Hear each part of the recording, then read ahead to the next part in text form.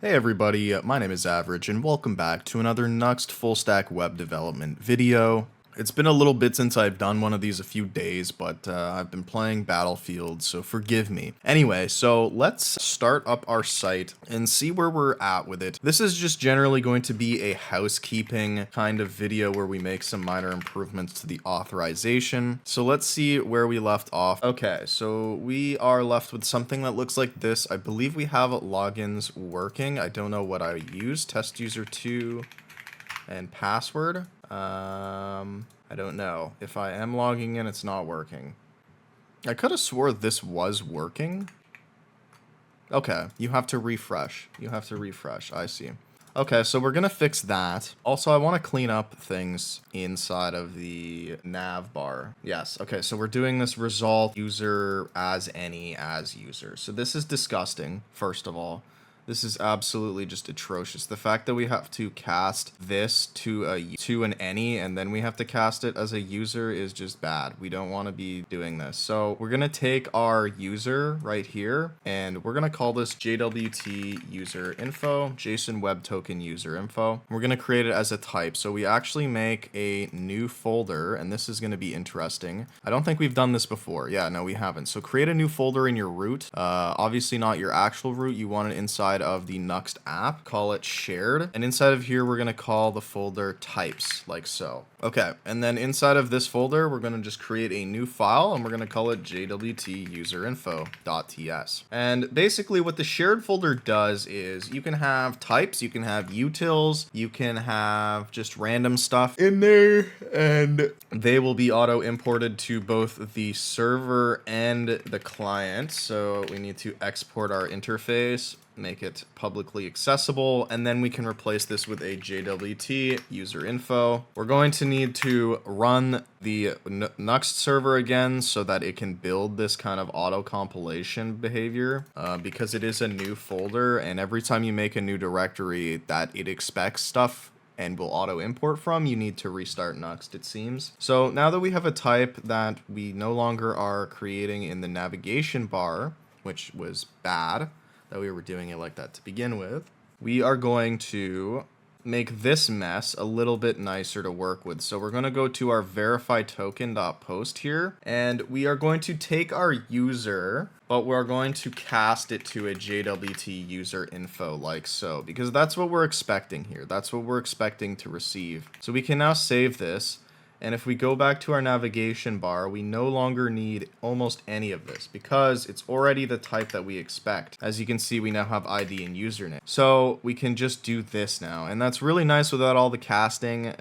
I don't like casting to any and casting to the other thing. It's a quick fix when you need to get something done really quickly. For example, I wanted to end the video because that video took over an hour to do. But yes, the shared types is a great way to do it because you can share it among your backend here and also your client. So that is one new concept in this video. The next one that we're going to be showcasing, I guess, would be the auto updating. So as you have noticed, we did not get proper. Well, first of all, we did not redirect. What we want to happen after we click this button is a redirect to the home page. We want the navigation bar to update after we log in, and we have to refresh, which is not ideal. That's not something that we want to do at all. That doesn't make a great user experience. It's confusing. It doesn't make any sense. So let's do that. We're going to go to login.view, and we are going to go down here to, I guess, just our success here where we save our token.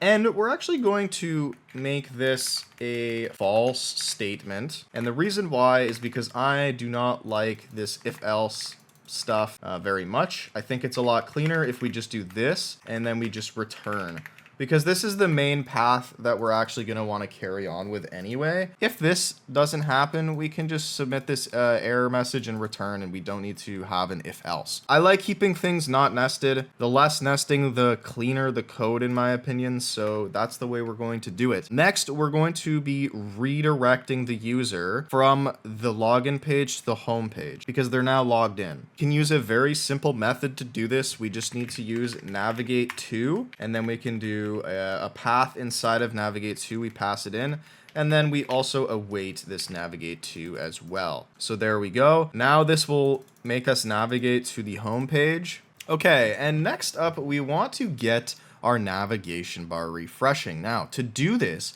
we actually need to trigger an update on here. In our navigation bar, we can get rid of this weird import statement. We can put a key in the parent element. Now, this key will have a value, but the key is going to be a value of a useState. So we're going to call it refresh key equals useState, and then we're going to give it the type of a number, and then we're going to just give it a default value of 0, but we're going to call this useState navbar refresh key, and then obviously this needs to be a callback, so there you go. And for the key, we're just going to put refresh key, and that will unwrap the variable. We don't need to do .value or anything. Now, inside of our login page, we can use the same useState. So we can say const navbar refresh key equals useState. So now we have access to this. What do we do then? We need to actually update this. So we can trigger an update from the updating the key value. And what we can do is on our success before our navigation, when we update the cookie, so we can do navbar refresh key .value, and we're just going to increment it by 1. What we can do now is we are going to extract this from onMounted, and we're going to make a new function called, or we're just going to say verify authentication. There we go. Okay. And now we're going to take all of this, boom, put it in there, boom. We're going to make this an asynchronous function because we are using an await in there, and we are going to await the verify authentication inside of our onMounted now. We're also going to use a new type of event or method, and that is called watch. Now, watch is very interesting. Watch is similar to a use effect in React. We can do watch, and then we're going to say, what did we call it? Refresh key. Okay, so the first thing that you pass into this watch is going to be the value that you're watching. So if this value changes, we're then going to trigger a callback, which is going to be asynchronous. We're going to do async, and we're going to await our verify authentication. So what this basically is saying is when our refresh key value is changed, we are going to verify the authentication, and that will update our navigation bar. So let's test it out in action and see if it works. We're just going to refresh here and test user2 password. So the expected behavior now is we should get refreshed to the home page, and we should also see the navbar update. There we go. Perfect. Very nice. So we've done all of that. We've made the code cleaner. We looked at keys, watch, functions, along with shared types. So I hope this video was helpful for you guys. Stay tuned for more. Thank you for watching.